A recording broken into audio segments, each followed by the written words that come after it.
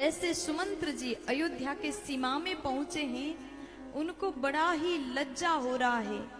आज भगवान राम से वियोग होकर के रथ के घोड़े भी अति दुखी हैं, रो रहे, तड़प रहे हैं, सही से खड़े नहीं हो पा रहे हैं। सुमंत्र के मन में पीड़ा है। हम अयोध्या जाकर के महाराज को क्या मुंह दिखाएंगे?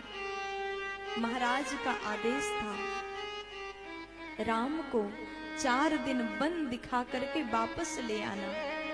लेकिन आज सुमंत्र जी मन ही मन सोचते हैं, महाराज के सामने मैं कैसे जाऊं, मैं पापी, मैं अधम, कैसे अपना मुख दिखाऊं। रात्रि का प्रतीक्षा करते हैं।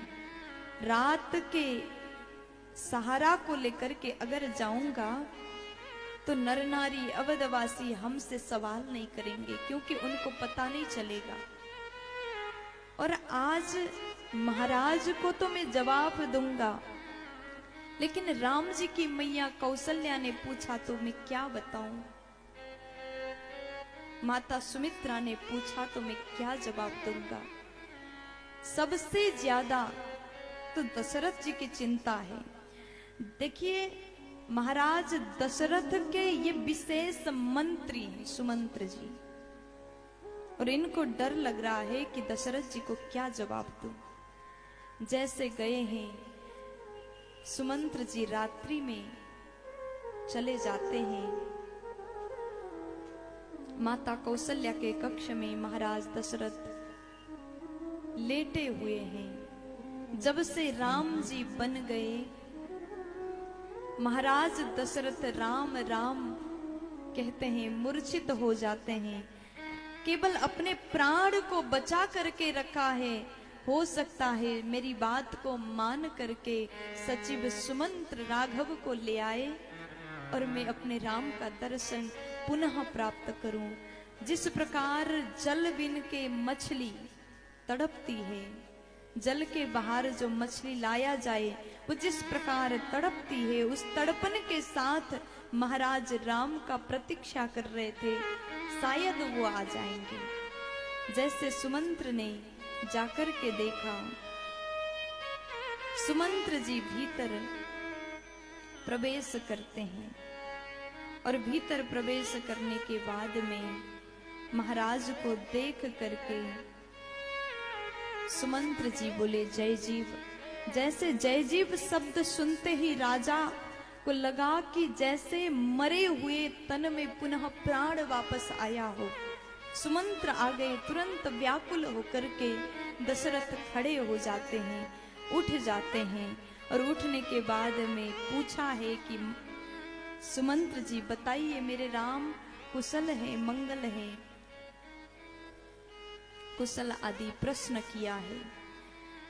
सुमंत्र जी ने सारी बात बताया। महाराज पहली रात तमसा नदी के तट पर विश्राम किए, दूसरी रात श्रृंगवेरपुर में हम लोग गए और वहां विश्राम करने के बाद राघव ने बलकल वस्त्र धारण करके जटा को बनाया है और राम लक्ष्मण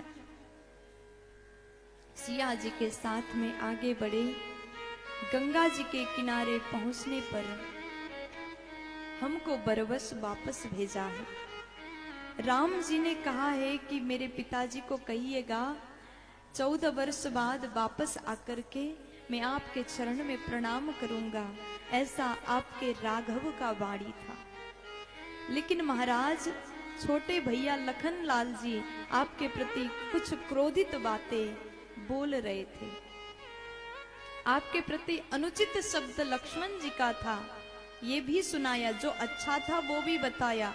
देखिए, सेवक का काम है अपने स्वामी के प्रति निष्ठ रहना, श्रद्धा रखना। अच्छा सेवक वही है अपने मालिक को अच्छा भी बताए, बुरा भी बताए, हर प्रकार की बातें ना छुपाए। सुमंत्र जी महाराज दशरथ के सचिव हैं, इसलिए पूरी बातें बता दी।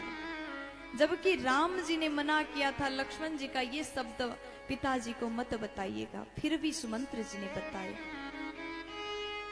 और उसके बाद दशरथ जी ने पूछा है, तो आप मेरे राम को लेके नहीं आए, जानकी को लेके नहीं आए?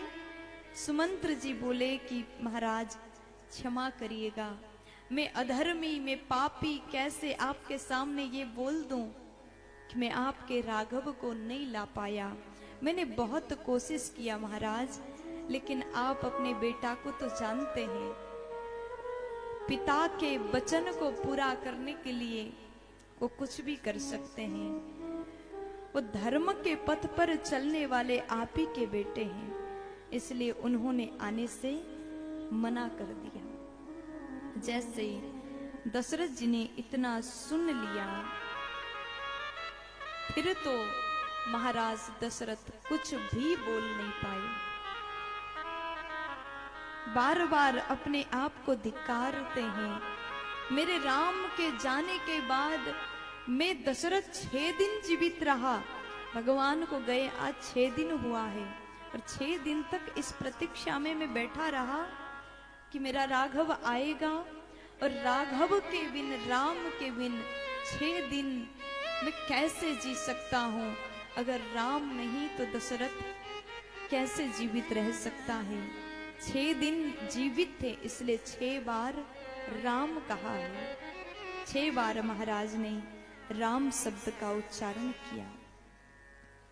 राम राम कहीं, राम कहीं, राम राम कहीं, राम राम गयो